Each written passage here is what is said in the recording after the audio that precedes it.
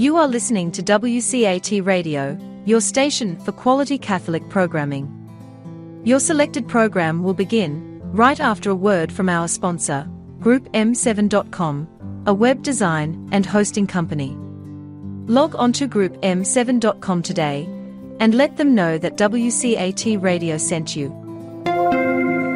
You know, my finest childhood memories was the Saturday morning movies. For about 4 bits each, my brother and I could split a Coke and a big box of popcorn and watch movies about Tarzan, Jane, and their Amazon River adventures. Well, maybe that's where Jeff Bezos took his name. His Amazon.com is now the largest online retailer in the world. I'm Michael Mahfood with Group M7, the oldest and largest website design firm in East Texas. And here's my point, and as usual, it's a good one. If your website is modern and up-to-date, mobile and search engine friendly, it matters not whether you sell a product or provide information about your goods and services, your sales justifiably will increase just like theirs. The world uses the internet. We can improve your website and your email. Look at our giant portfolio at GroupM7.com. Since 1995, there's only one web and there's only one group, and it's us. It's Group M7. You're listening to WCAT Radio, your home for authentic Catholic programming. Welcome to The Open Door, a show based on the words in Revelation, "I have left an open door before you, which no one can close." This is WCAT Radio's longest-running show, which opened the door to the radio station in October 2016. It's currently offered by Jim Hanink, Mario Ramos-Reyes and friends, and remains open to the love of God in its call to build a culture of life and a just social order through the panel's discussion of the Catholic social teaching principles of solidarity, subsidiarity, and economic democracy. The Open Door also explores nonviolence, distributism, and communitarianism. So join us at the Open Door, where you too can be part of the conversation. Welcome to the Open Door. Jim Hanink here with fellow panelists Mario Ramos-Reyes and Christopher Zehnder. Today we discuss how an international vision and a commitment to life, justice, and peace translate into a leadership role in the American Solidarity Party. Our special and welcome guest is Tony Guidotti. He holds a Master's of Global Affairs degree from the University of Notre Dame. Tony has worked with Catholic Relief Services and Food for the Poor. He's interim executive director of the American Solidarity Party. Let's begin, as we always do, in prayer. Come, O Holy Spirit, fill the hearts of your faithful, and enkindle in them the fire of your love. Send forth your Spirit, and they shall be created, and you shall renew the face of the earth. O God, who has taught the hearts of the faithful by the light of the Holy Spirit, grant that by the gift of the same Spirit, we may be always truly wise and ever rejoice in his consolation. Through Christ our Lord. Amen. Tony, could you please tell us a bit about yourself? Yeah. So my name is Tony Guidotti. I'm originally from Minnesota. I ended up attending the University of St. Thomas in St. Paul, Minnesota, where I triple majored in economics, international studies, and justice and peace studies.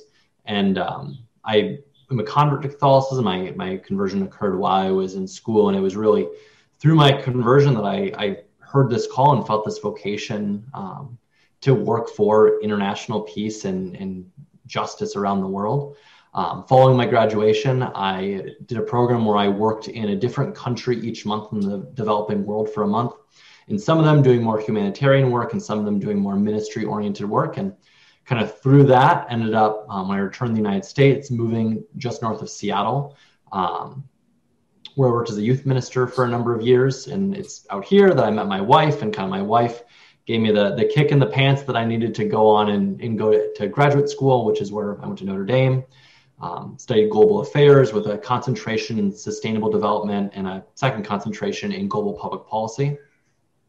Following graduate school, I was an innovation fellow, which really is municipal consulting. So I was helping a city. I was a lead author on a city's housing plan. And I also helped design a program for our county to administer CARES Act funding for rental assistance. And so that's kind of what I was doing up until I became interim executive director. You know, that gives us a good picture. And I know that Mario, as our most global panelist, will want to move ahead. Well, it's very interesting, your background, but I wonder what led you to study global affairs, and what is global affairs, by the way?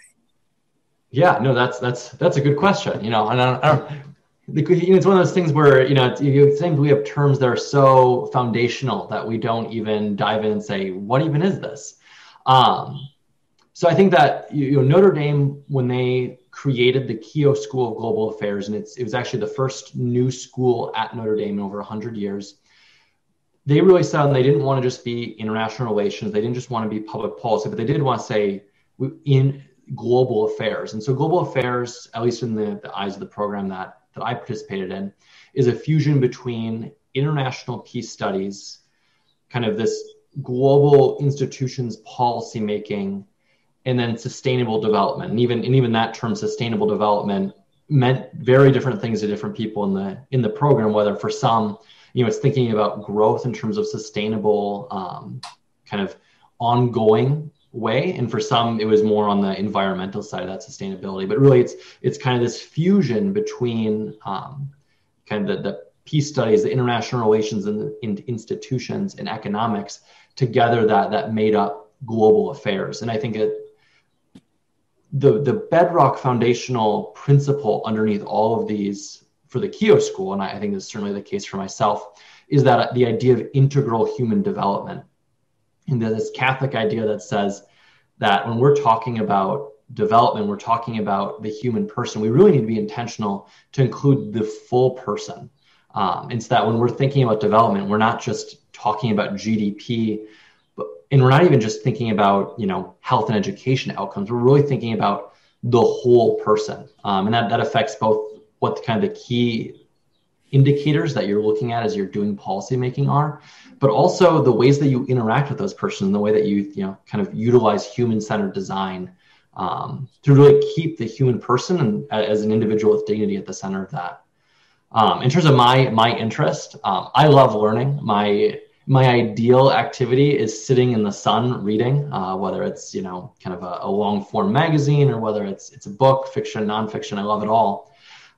And so as a child, it's a big world. And so if you like to learning about the world and all the places beyond where you are, it's an exciting place to go out and learn. And so I think because I spent just so much time reading and learning about different places, whether it's the culture, the geography, the history as a child, I think that just made it so that that's kind of how my brain is wired. I was really fortunate that I was a knucklehead as a teenager. Neither of my parents went to college, but they're both smart people who just didn't have those opportunities. My mother was one of 9 on a dairy farm, and my dad, kind of came from a labor family, kind of in the inner ring of Milwaukee.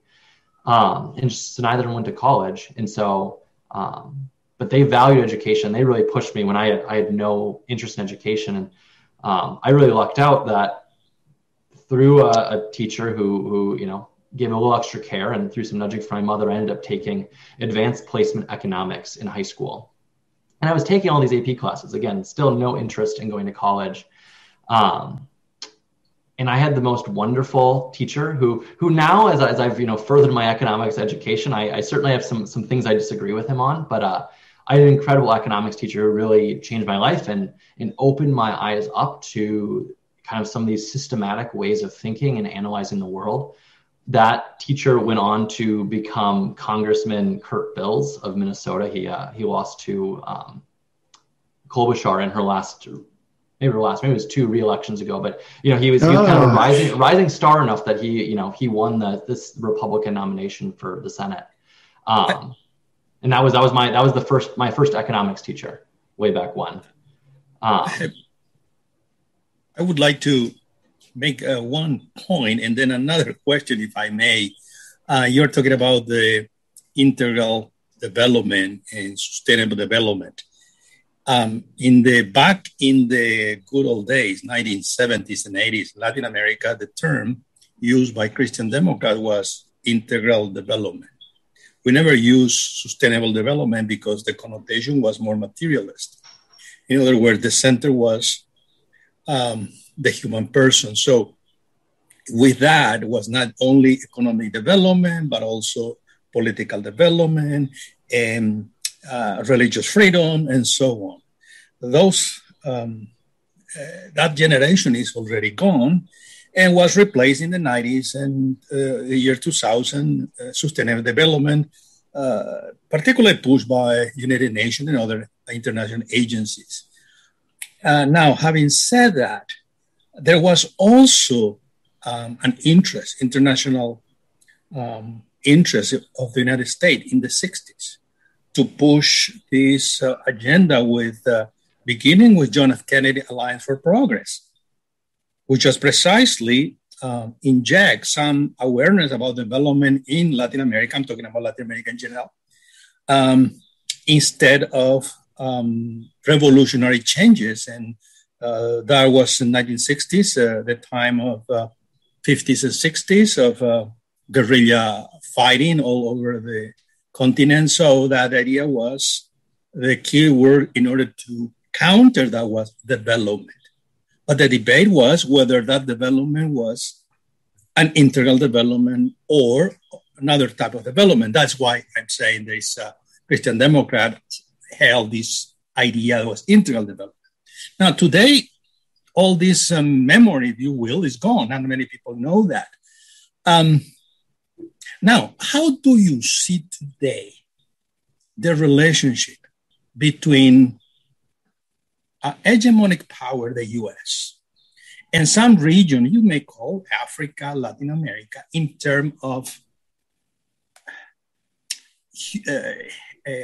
international help or promotion, or what a word that is being used today, empowerment in this area?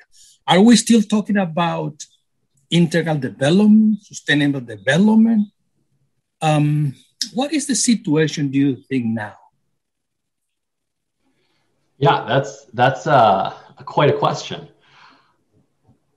I think, in terms of kind of looking back at the beginning of your question, the interplay between sustainable development and integral human development, I think that you're correct to say, these are not the same thing, and I fully agree with you. But I think there is some overlap, and I think that overlap means that practitioners of one or the other, and certainly practitioners of both, should see each other as allies, and so the two should work hand in hand to advance the common good. When we think about kind of the latter half of the question, the role of this hegemonic power, I think that within your question, you kind of note that there should be certain trepidation as a foreign power, in a powerful foreign entity, how one enters into arrangements and agreements, relationship and partnership that is ordered toward, whether we're talking sustainable development, whether we're talking about integral human development, or whether we're talking about kind of a policy program that is a fusion of the two, the way that relationship occurs needs to be very careful. I would say, and this is, I think, both based on kind of academic research and firsthand experience on the ground, that the state, the United States in this case, is probably not the best agent to be implementing these policies in these forms of development on the ground. I think the United States is an essential player in conversations about priorities, though I think in many ways the United States potentially should reduce its voice to create more space for those states from the developing world, so that they can have more voice there. And I think certainly in conversations of funding and coordination and in building coalitions, I think is where the United States federal government and as well as other large, powerful international bodies, states, where they should be operating. But the actual implementation on the ground, I think, is best done by organizations. And if you look at a lot of organizations, especially over the last 10, 20 years, there's been a really intentional move to not just be, oh, we're Oxfam, we're Catholic Relief Services, we're going to show up and we're going to do the agenda that was set out by our board of directors in some boardroom, on top of a tower, but rather that they're coming in and they're often partnering with, members of the community, organizations that have risen out of that community.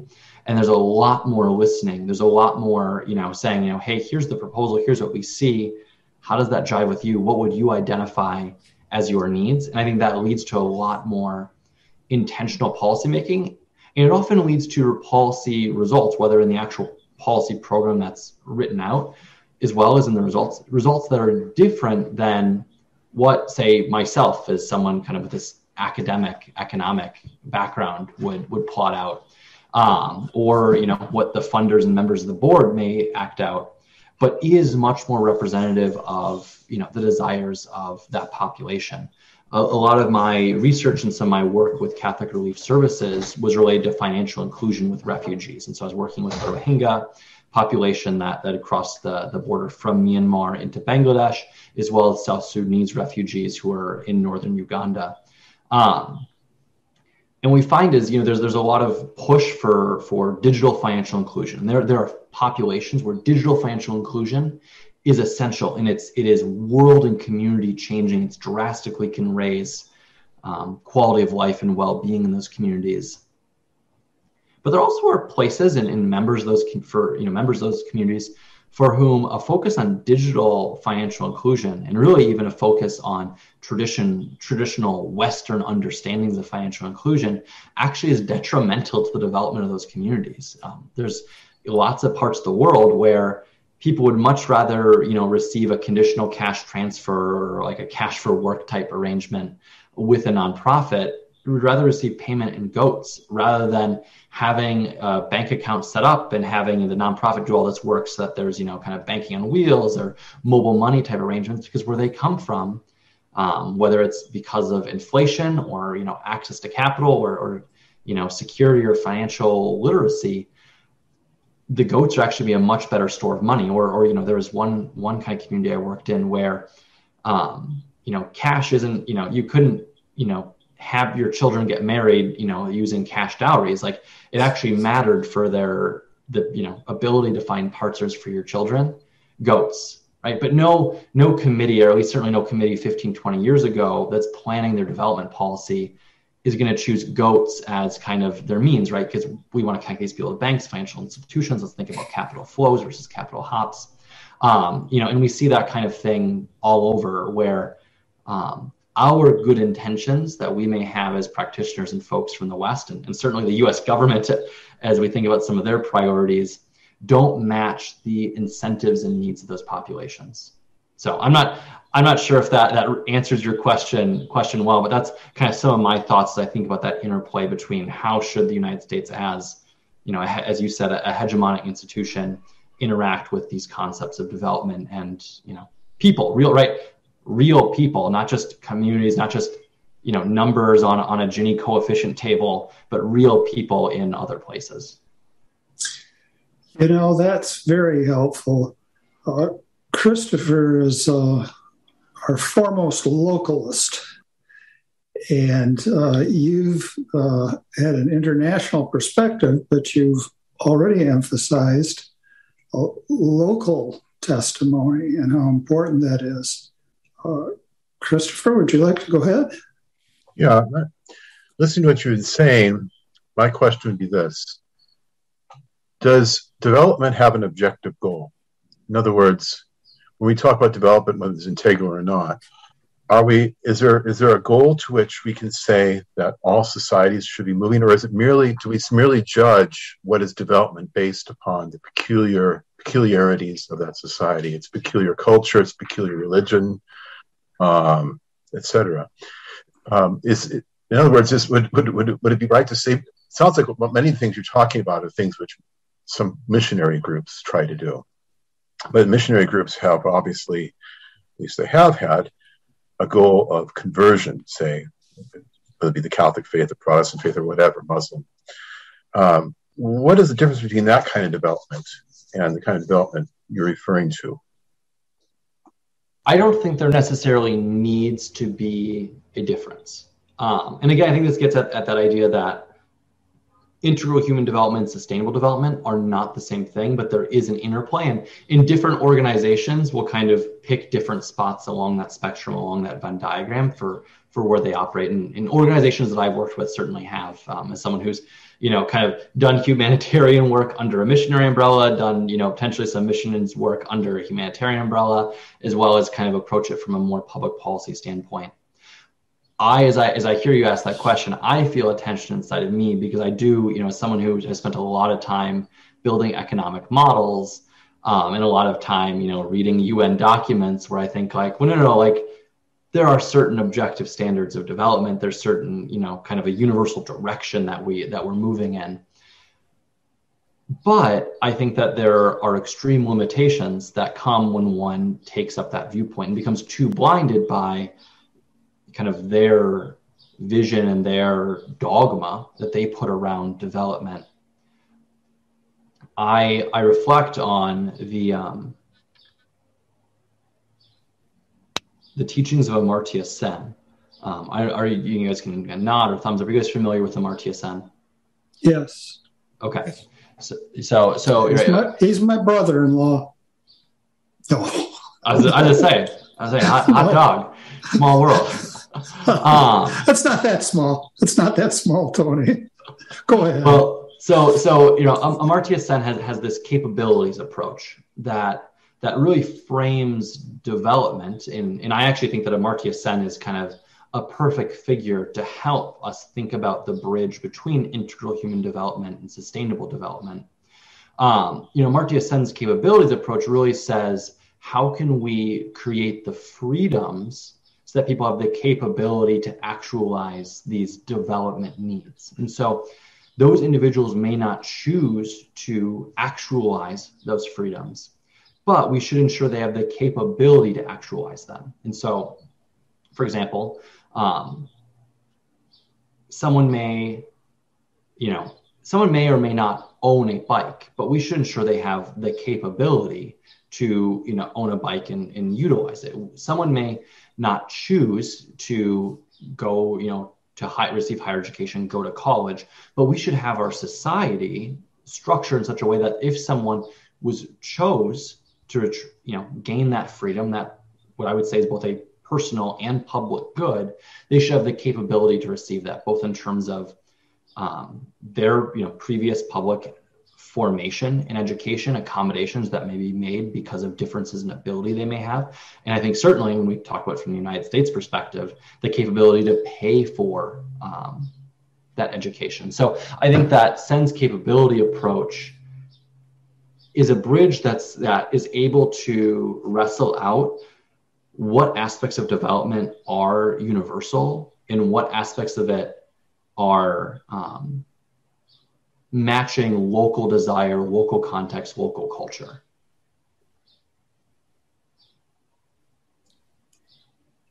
Follow up, Christopher? I'll just note before you ask a follow up. The most common dinner table debate in my home between my wife and I is Amartya Sen versus John Rawls. So that's our common thread of back and forth. So I always like to be able to give him a positive plug. When I hear the name John Rawls, I usually do this. Go ahead. I can, if I don't know if I may. You said something that caught my attention. A few things, but one of these things caught my attention. You talk about the common good. Now, I already believe in the common good, but many people and organizations who help third world countries also talk the common good, but a different common good. How then you reconcile, let's say, the help to develop, empower, you can give any name, a developing society to achieve, flourish, respecting their own culture, as you say,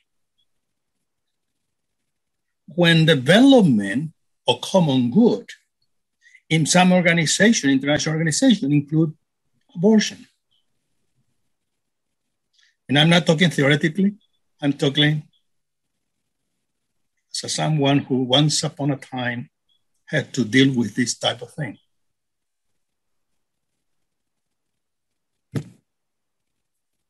In other words, many of these organizations talk about population control and sometimes abortion. How then you reconcile? Is that common good? Yeah, I think that we speak truth, and I think that, from an American Solidarity Party, and I don't know if we've even really talked about the party, and that's we can talk about it more later. But I think from as a member of the party, we really root everything that we do in human dignity, right? And for me, as a Catholic, as a person of faith, right, like I affirm the innate dignity that's within every human. And so, right, that leads to, there are some lines that we cannot cross. And so we need to speak truth. And that truth is sometimes in conflict with the agendas of some organizations, agendas that sometimes are put under a common good umbrella. And so I think that A, we speak truth. B, we form coalitions as we are able and on issues that we're able. And so there are times when an organization that may be pro-abortion, an organization that is anti-abortion, they can work together on ending hunger, right? Because they can both see human dignity, they both see people who are hungry, and they can both work toward ending that. And so I think that just because one of those organizations is pro-population control or abortion and the other is not, doesn't mean that they shouldn't be able to work together. Third point, is that I pulled a Rick Perry, lost it. That's okay, because Christopher Zehnder had a follow-up question that got lost. And so 2 losses make a gain. Perfect. I'm not sure if my follow-up question is very different from what Mario said.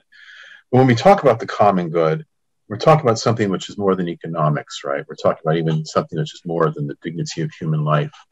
We're talking about culture. We're talking about ultimately religion. How does one in a world like this work with international organizations where that notion of the common good is there's going to be profound differences between that notion of the common good on the cultural and finally on the religious and philosophical level. We can even like when you talk about economics, I would think you have to first define what is good for human beings before you can talk about what economic system is good for human beings. I mean, in the United States, we define a good economic system is one that gives us more stuff. But is that what actually makes for true human development? More stuff on the higher level. So how do we work together on an international level with regimes and ideas and organizations which have a very ultimate different view of what the common good entails? No, that's a great question, and I'm glad that you asked that follow-up, because actually it reminded me of what my third point to the previous question was, because I think that point 3 is actually how I would answer your question. Listening is really important. when working, either with a population who maybe desires something that we would identify as not actually being part of the common good, or when you're working with an organization that as part of their agenda is, propagating and advocating something that is outside of the scope of the common good, say abortion. As listening and understanding what are the values behind that desire. In many cases, if it's from the population, what are the fears, the challenges, the difficulties? From the organizational standpoint, what are the motivations? What is the goals that you're trying to achieve? The values and virtue, or perceived virtues that you're seeking by implementing this policy that is not actually affirming the dignity of the human person. And so in doing that, we can actually find common spaces where we can work. And find alternatives to some of these policies that are being put forth. In the case of abortion, there are pro-abortion groups and anti-abortion groups that actually there's a fairly large space of policies that would reduce the demand for abortion that both of these organizations can support. And so I think that when working with either these organizations or people who desire things that are outside the common good, I think that listening and understanding motivation, desires, fears, and needs is really important to be able to find spaces for commonality where there is a common understanding of the common good and that reflects the true common good, as well as opportunities for alternate policies. And so that may, and you can push a little more if that doesn't kind of get at the core of your question of how do we work with these organizations. But I do think that both when we think on the macro level, kind of strategically, and we think kind of on the interpersonal level, I do think that kind of listening and understanding actually plays an essential role in our policymaking.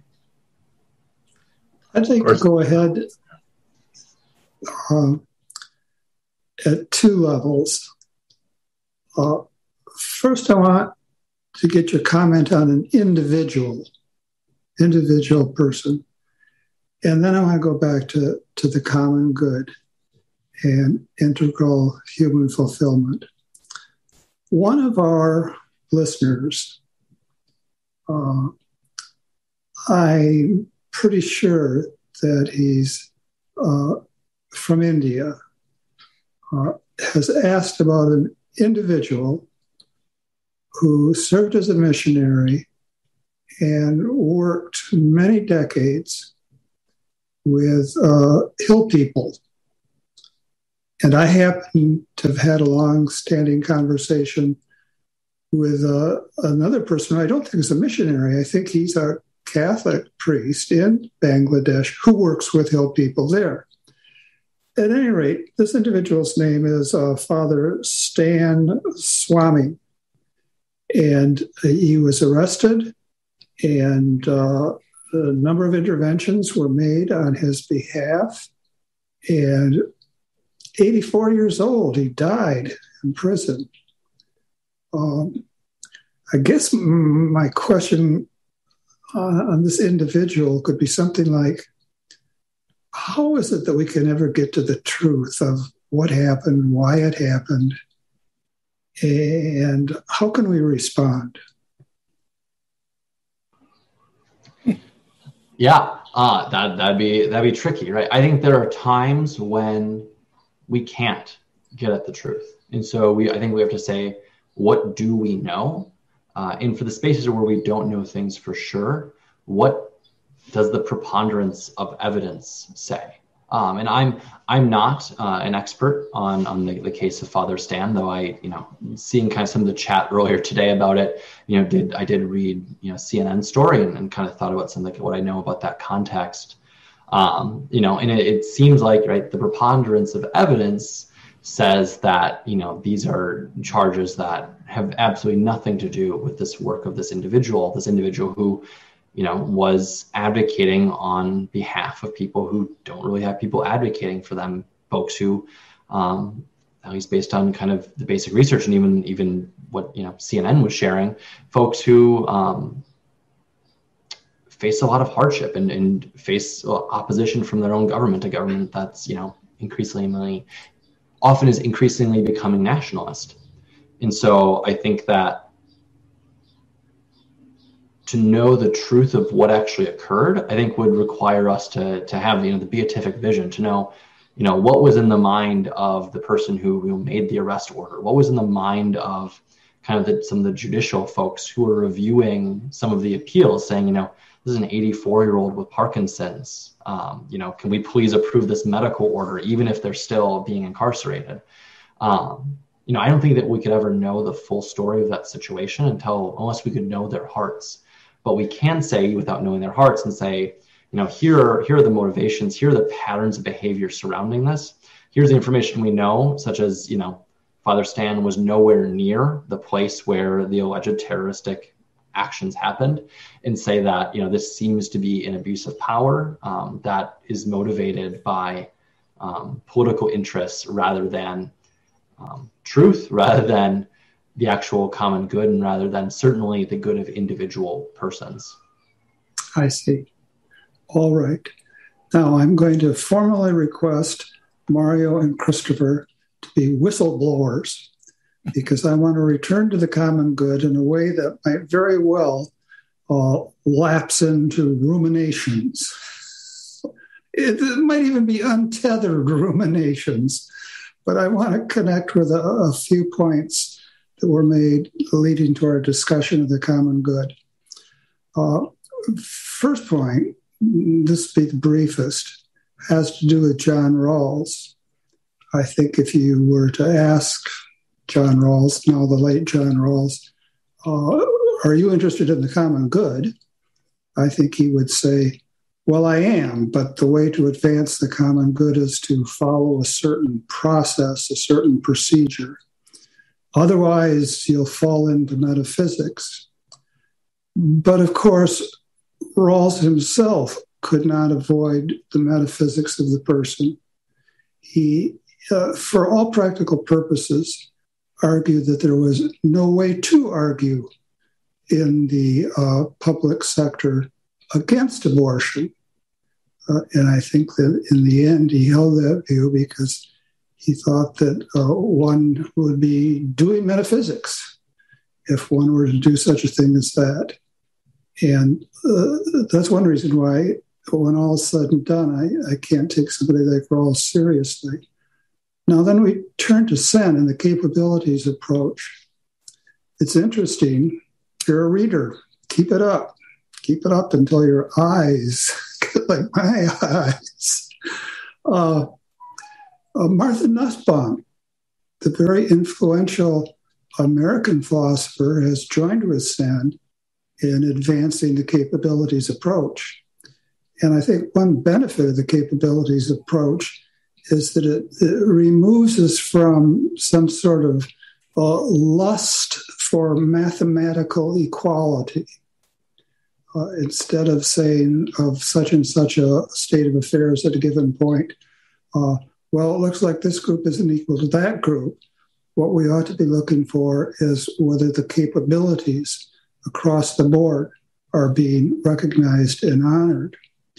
And the capabilities approach certainly connects with the notion of integral human fulfillment, at which point I want to say something out of reverence for my longtime teacher, Germaine Grisey.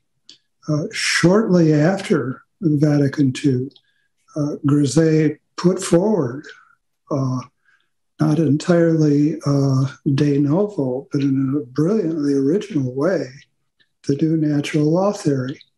And he understood the common good in terms of integral human fulfillment. And he used that expression, which is taken from the documents of Vatican II, repeatedly and early on. Now, when we come to the common good, can it ever be the case that we can speak of a universal common good? And Christopher's talked about how we have to have in mind what counts as the good of the person if we're going to talk about the common good. And someone like Grisey would say that the common good is the whole range of material and cultural preconditions that enable us to realize the basic goods or the basic goods, are the core constituents of human, across the board, human flourishing. Goods like, and the common doctor, St. Thomas identifies them, the good of knowledge, the good of truth, the good of social harmony, the good of sexual community, the good of a kind of an openness to the sacred. And it seems to me that if we're going to have a universal church, we absolutely have to address a common good that is the common good of the human person. And in doing so, we certainly respect cultures because, the way I would present the common good, it's the whole range of material and cultural preconditions necessary to promote and realize the basic goods, which basic goods are themselves the core constituents of human flourishing. I don't know what you'd make of that framework, but I think we have to have something as comprehensive as that, at least in the back of our minds. Yeah, I think that part of the challenges is part of my, my wife and I's back and forth on Rawls and Sen is, values are important, virtues are important, and they're lofty and they're true. But when you're in the trenches or in a refugee camp, you need to be able to do something actionable. And so those principles can steer your actions, but if your formula or your process around those principles is something that can't actually be implemented in the real world, then they're not actually serving those values and those principles. Someone who, I guess I hold in a similar level of esteem or thought as Martha Nussbaum is Sabine Alkire, who's another student of Amartya Sen. She's in Oxford. And she's done a lot of work in terms of, building multidimensional poverty indexes. And I think that you correctly point out a risk when you find a way to quantify this stuff is that you can just say like, okay, we've got this number and we've got this number. This is their difference.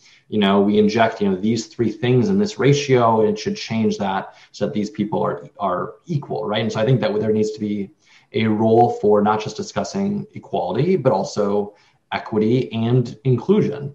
As we think about society, as we think about the common good. But I do think that despite this limitation, despite this temptation that we need to be aware of to overly quantify and then just turn it into, an abacus game of moving digits around, I do think that there is an important role for ensuring that we can make our understanding of the common good actionable, or at least that we have a pathway that is actionable in a real way in actual humans' lives. Yes, toward indeed. That value. Most certainly that's the case. And if we understand the common good in terms of, not totally, but in terms of the material conditions for something that's almost always actionable as getting decent, clean water. It's actionable in California. It's actionable in the less developed countries throughout the world. But now, you mentioned the American Solidarity Party once. We do have a quota system, Tony. We like to mention it at least 7 times, 7 being a perfect number. We like to mention it at least 7 times in every show. And Christopher holds a public office and is a member of the American Solidarity Party and was instrumental in drafting the principles of the American Solidarity Party. So I wonder if, Christopher, you could kind of direct our line of discussion in the direction of the party. Right.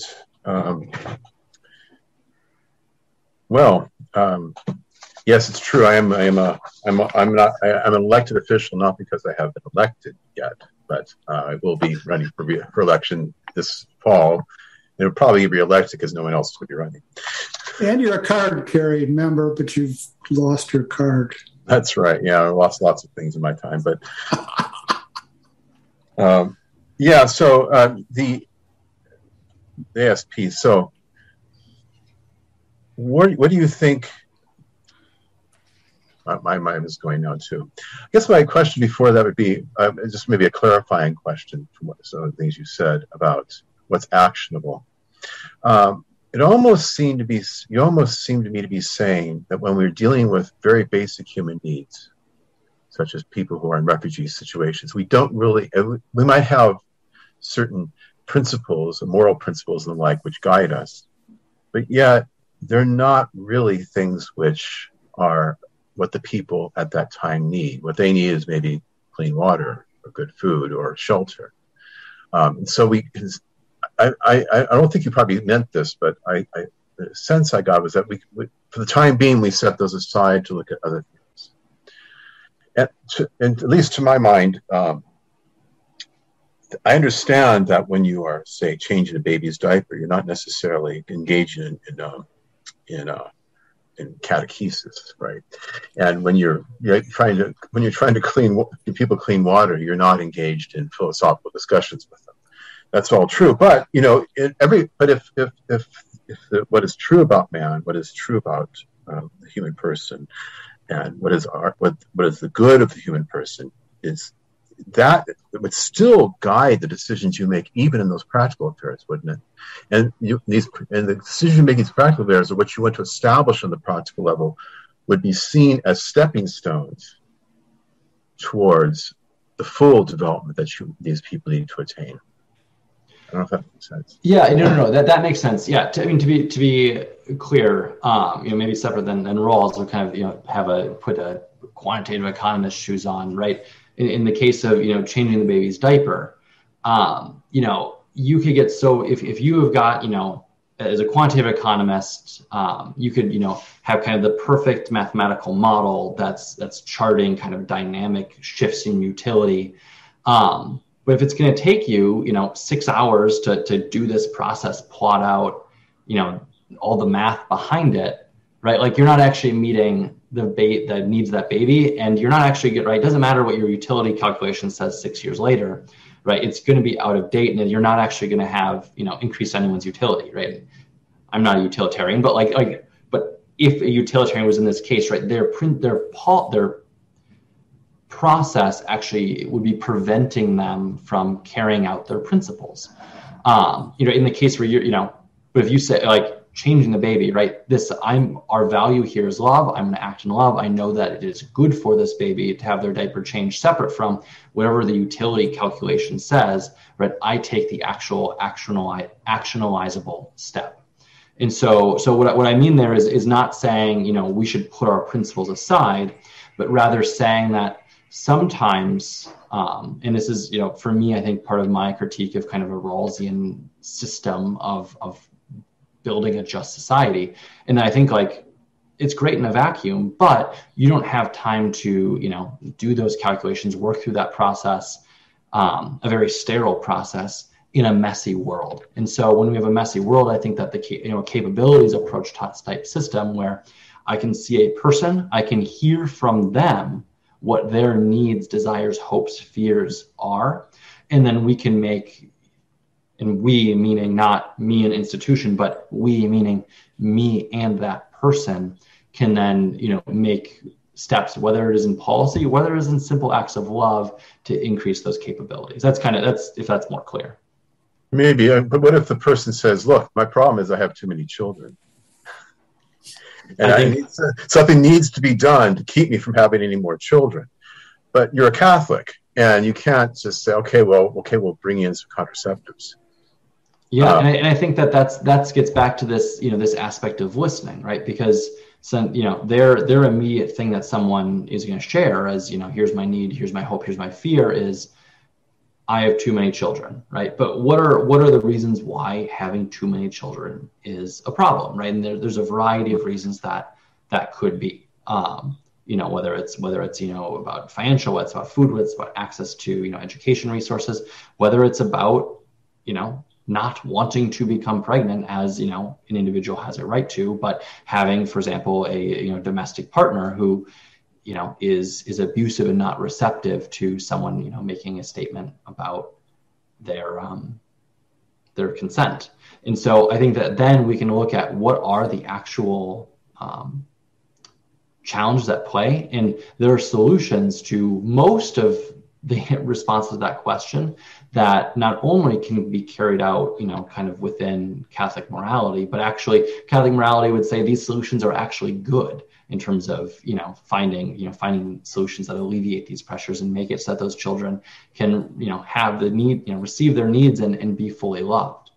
It is possible that person may give answers that are outside of the realm of what I, as a Catholic, or as what a Catholic institution could carry out, right? And so I think that there are situations where one could reach an impasse on kind of final solution, and one then can't participate in that part of the solution. But just because they can't participate in that part of the solution, provision of contraceptives, doesn't mean that there are not ways that me as a person or as an institution could meet other needs that are expressed in that conversation around that need that can't be fulfilled. Let me quick raise a low-tech problem that I'm suffering from now. I am using one of my son's laptops, and it's not showing the time. And we are constantly going over. So if somebody could give me the time. 4:49. 49. So in theory, we have 11 minutes. Oftentimes Mario has to do a Splitsville. I don't know if this afternoon is one, but we're thinking in terms, I'm sorry? It's okay. Okay.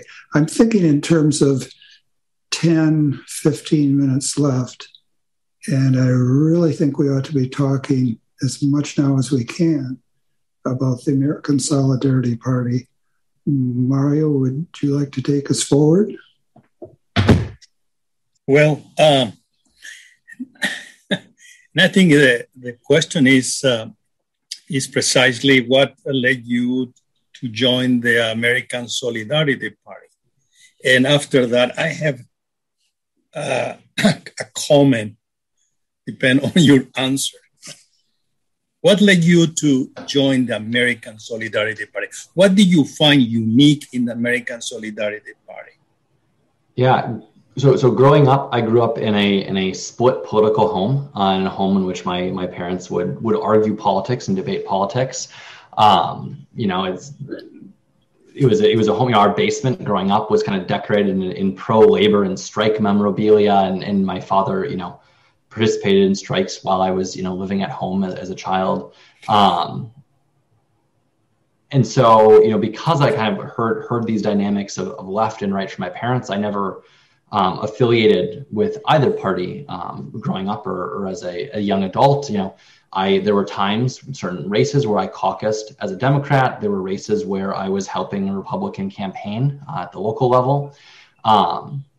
But I was always excited by alternative ideas, even if they weren't necessarily viable, the pursuit of something better. And I am an optimist, and I don't know if I'd say I'm an idealist. I'm certainly an optimist. I'm certainly believe that we can do things better and a better world is possible. To quote Pope Francis in the Laudato Si, truly much can be done. And so I get excited by attempts to do better. And so that's kind of why I was always on the prowl for, what are third parties doing? What are maybe politicians that are in total lockstep with what their party says? What are some of the policy ideas they're coming up with?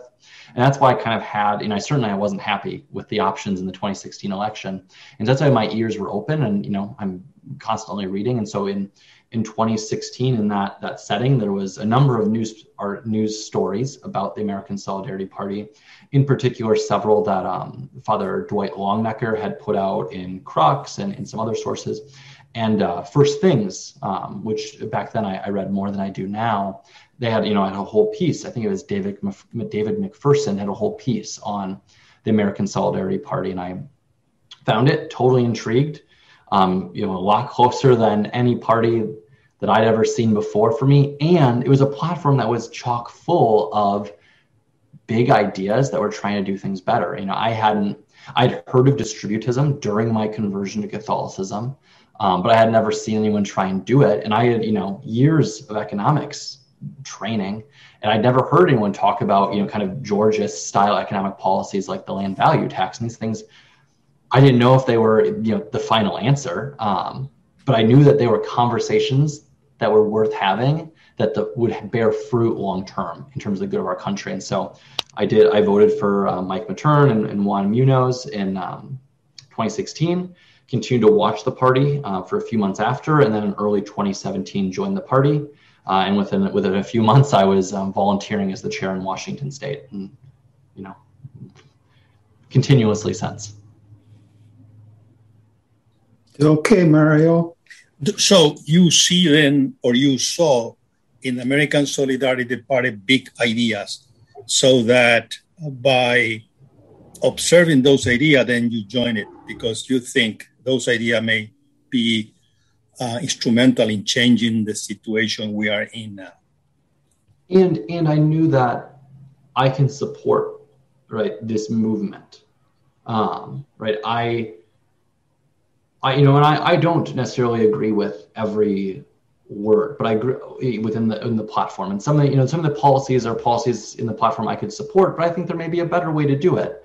But I can stand by our principles, in our goals, in our coalition, in the values, in the solidarity that's behind it. And so that's, not only was there big ideas, but there also was this place where I can participate in its movement toward a better world and a better country. Christopher, what are some of the challenges you think the party faces? You talk about you don't agree with everything the platform. I don't think anybody does agree with everything in the platform. But are there ideological battles that within the party which present a challenge, or are those pretty much taken care of? I had an interview with another newspaper yesterday, and they asked a similar question. And I guess for me, the focus is not on differences, but rather on tensions. And if we look at history, especially in the within the church, there are times when there was tensions, and in the moments when there was a tension, but there was still a solidarity, whether with persons or with key ideas or with the institution. Those tensions ended up bearing fruit. They ended up bearing reforms. They ended up bearing innovations that improved those institutions and the societies around them. And so while there are, certainly policy differences, I actually think that tension is kind of essential to the identity and the mission and who we are as a party. I think that the moment that we lose those tensions, we become a monolith. And I think that we lose some of our ability to strike and make a difference and claim an identity within our kind of political landscape. I think that much bigger than tensions around specific policies or kind of ideological debates within the party, I think that the much bigger challenge to the party is the long road to electoral reform, right? We are a political party. We can and have seen the ability to have success at the local level. We are growing in our capability to have success at the state level. And I think that, long term, this, as you get more and more places where we have strength and successes at the local and state level, right, it becomes success at the national level. But electoral reform is an essential part of that. And I think that great progress is being made on that. But I think that that's a much bigger challenge. I think, things like campaign finance and the amount of money we have is a great challenge. But I think that the response of the party to both of these challenges in saying, rather than being a flash in the pan, like some other third parties or, flashy candidates that are built around, one person or one, bank account, we're a party that is grassroots. And so we may not have as much money, but we have this strong base, and a base both in terms of people and money that is growing. In terms of, we have challenges electorally just because of, our current political system, but chip by chip, we're knocking that down, and we have a strong coalition that is dedicated in continuing to grow and build momentum even when new barriers are put in our way. Final thoughts, Mario? Well, it's very interesting, your optimism. But this is my question. Perhaps it's my own question. I leave my question, which relate to what you said before about principles and actions. In the party, we have ideas and actions. So the challenge, I think, should be, we also mentioned about the church. The Catholic social teaching has principles, and then there are actions. So I think the challenge is to find how then we go about and make those principles really being alive. And how then the principle in which I believe, really I not consider themselves theoretical rather than part of my life. You touch a word which I think key in order to understand any Christian Democratic Party. Sometimes, very often, we forget. The party ought not to be a machine, a political machine. Otherwise, it's going to die. Should be a movement. Movement means something that is alive. And if I encounter a culture, it's alive, more than a culture. It's alive. Like being Christian is being alive. Christ is present. Now, if we have this experience, because I cannot teach you about that other than I can invite you, you encounter that. So that is why I'm very skeptic about people saying, well, I joined the party for ideas. I never joined a party for ideas. I joined a party for the people to whom I saw living in certain way that attract me.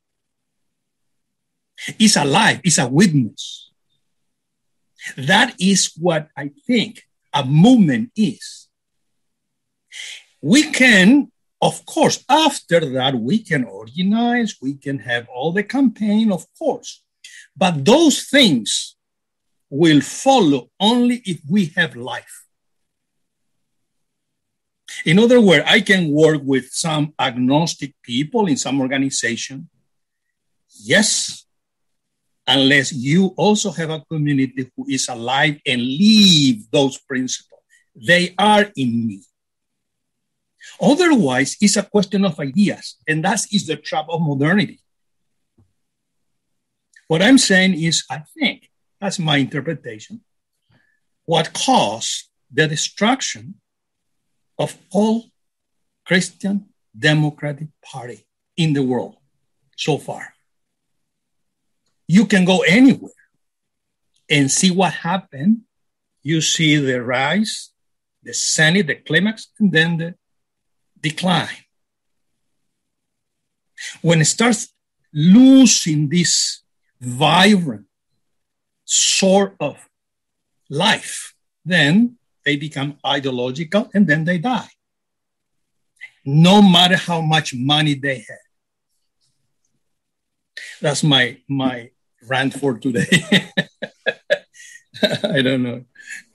Yeah, I mean, there definitely are aspects of that I agree with, but there definitely are parts that I disagree with. And I can, I mean, speaking for myself, right? You know, you said no one gets involved and, you know, joins the party. No one joins the movement because of ideas. But I joined this movement because of ideas. I think that no one becomes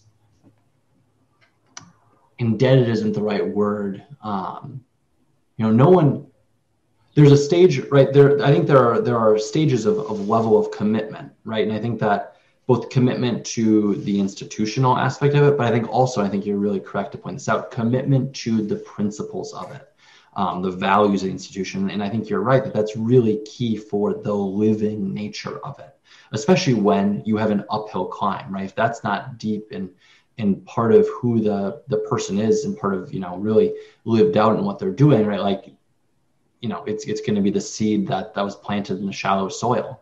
sprout up fast, but it's going to burn away and not bear any fruit, not have any roots.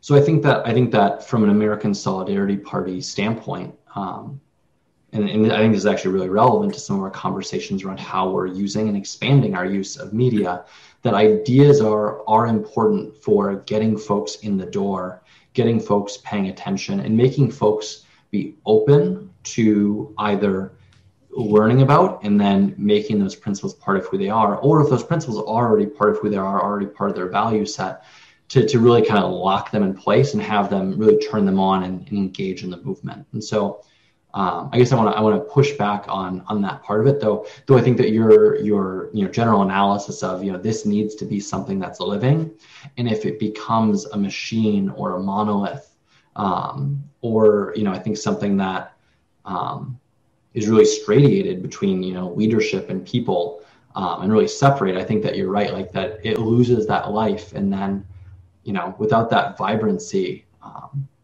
a movement like ours can't stand against the, I don't want to use the term evil, but the intransigence and challenges of modernity and certainly politics within modernity.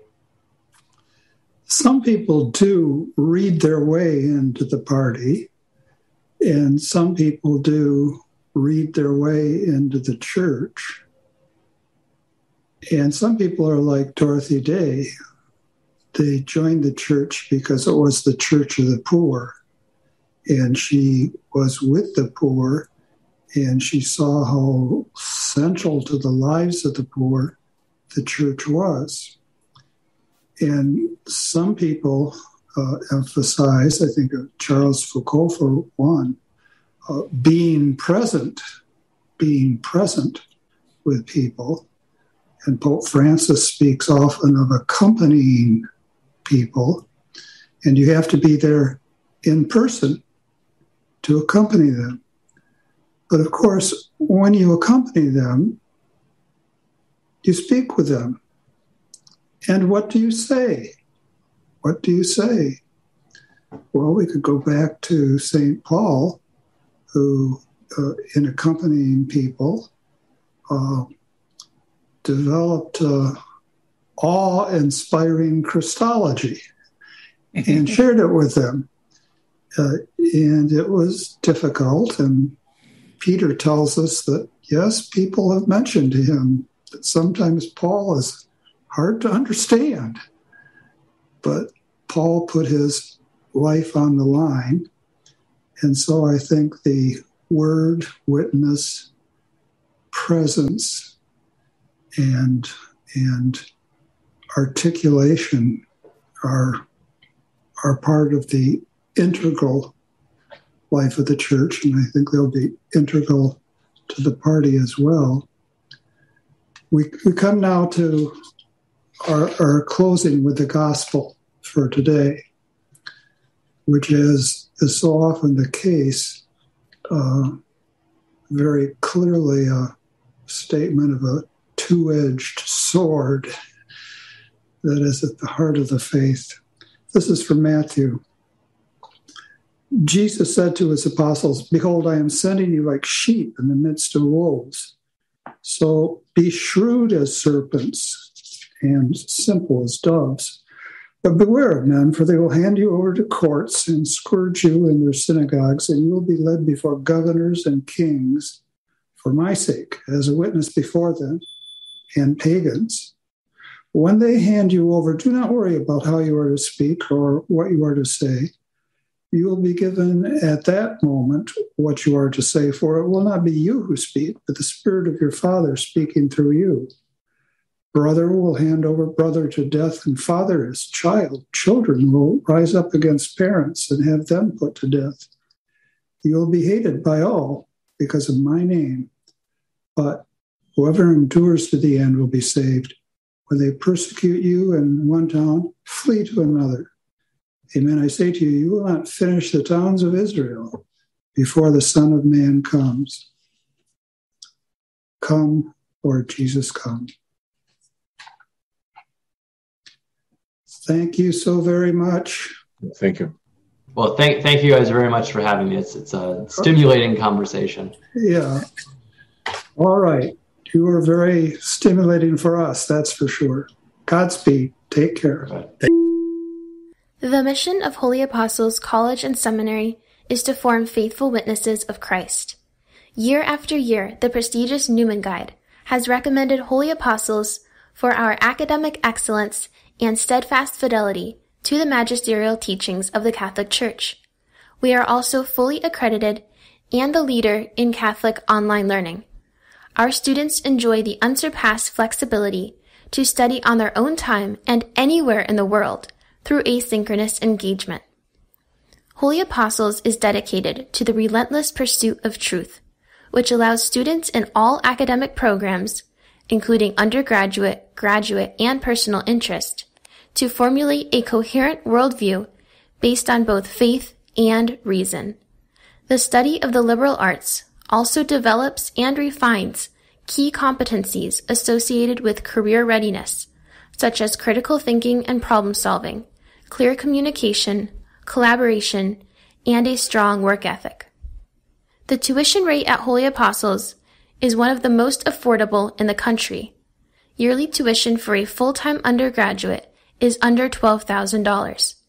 Students at Holy Apostles can graduate with minimal or even no college debt, which enables them to live out their calling as faithful witnesses of Christ without heavy financial burdens holding them back.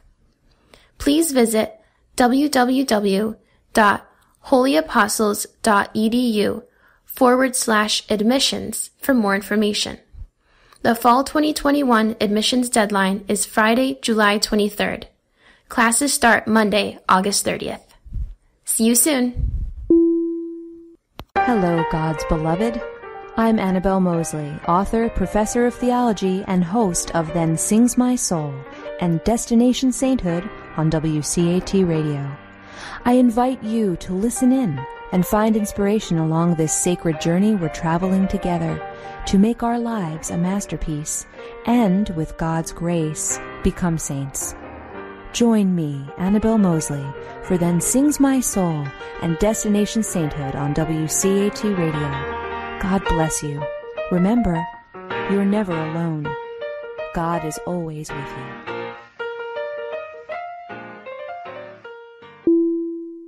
Thank you for listening to a production of WCAT Radio. Please join us in our mission of evangelization. And don't forget, love lifts up when knowledge takes flight.